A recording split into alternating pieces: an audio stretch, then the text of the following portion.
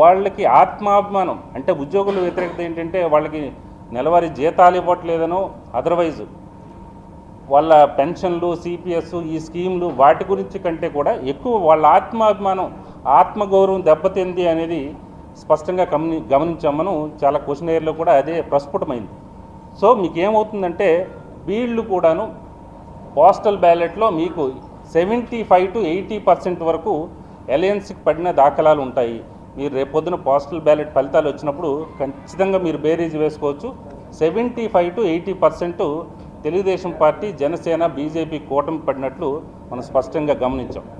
తర్వాత ఇదే ఉద్యోగులు ఎవరైతే ఉద్యోగుల ఆగ్రహంతో ఉన్నారో చాలా సైలెంట్ ఓటింగ్ ఫ్యాక్టర్ వీళ్ళలో కూడా ఉంది.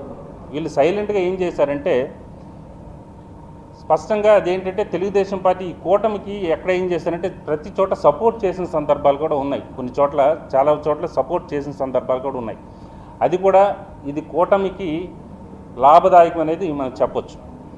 సో ఓవరాల్గా ఏ ఫ్యాక్టర్స్ పనిచేశాయి, ఏ ఫ్యాక్టర్స్ తెలుగుదేశం పార్టీకి అనుకూలంగా ఉన్నాయి, జనసేనకు అనుకూలంగా ఉన్నాయి మళ్ళీ నేను చెప్తాను. అలాగే ఏది వైఎస్ఆర్సీపీకి అనుకూలంగా ఉన్నాయి, తర్వాత ఏ సామాజిక వర్గాలు వైఎస్ఆర్సీపీ వైపు ఉన్నాయి అవన్నీ కూడా నేను చెప్తాను. ఓవరాల్గా రిజల్ట్ అనేది ఒక సింగిల్ లైన్లో చెప్పాలంటే మీకు సింపుల్గా ఏంటంటే రిజల్ట్ చెప్పాలంటే ఈ యాజ్ పర్ అవర్ రీసెర్చ్ 2024 ఎన్నికల్లో తెలుగుదేశం పార్టీ, జనసేన, బీజేపీ కూటమి అధికారంలోకి రాబోతుంది అనేది రైజ్ చెప్తోంది. ఖచ్చితంగా ఇదే జరుగుతుంది, దాంట్లో ఏమాత్రం తేడా లేదు. As per our post poll survey కూటమికి 113 నుంచి 122 సీట్లు దక్కే అవకాశం ఉంటుంది. వైఎస్ఆర్సీపీ 48 నుంచి 60 సీట్లు దక్కే అవకాశం ఉంటుంది. ఇతరులు అంటే కాంగ్రెస్ లాంటి పార్టీలు 0 నుంచి 1 సీటు వచ్చే అవకాశం అయితే ఉంటుంది.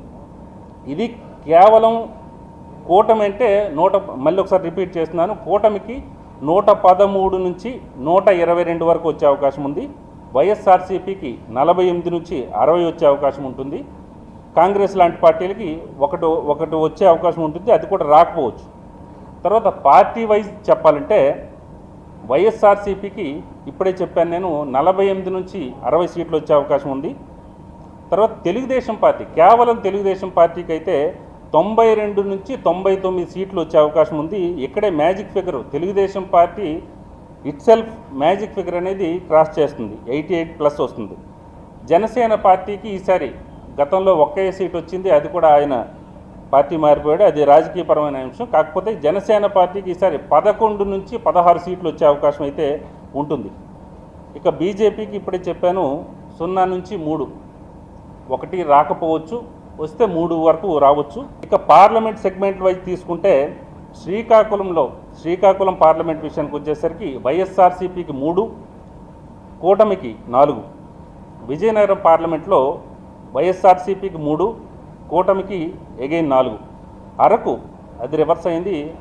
అరకులో అయితే మాత్రం 6 అసెంబ్లీ స్థానాల్లో వైఎస్ఆర్సీపీ పాగా వేస్తే అలయన్స్కి అయితే కూటమికి అయితే కేవలం ఒకే స్థానానికి పరిమితం అవుతోంది.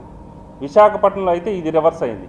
విశాఖపట్నంలో వైఎస్ఆర్సీపీకి 1 సీటు, అలాగే కూటమికి అయితే మాత్రం 6 సీట్లు దక్కే అవకాశం అయితే ఉంటుంది. ఇక అనకాపల్లి విషయంలో సేమ్ రిపీట్ అవుతుంది. అనకాపల్లి పార్లమెంట్లో కూటమికి 6 సీట్లు వస్తే వైఎస్ఆర్సీపీకి 1 సీటు దక్కే అవకాశం అయితే ఉంటుంది.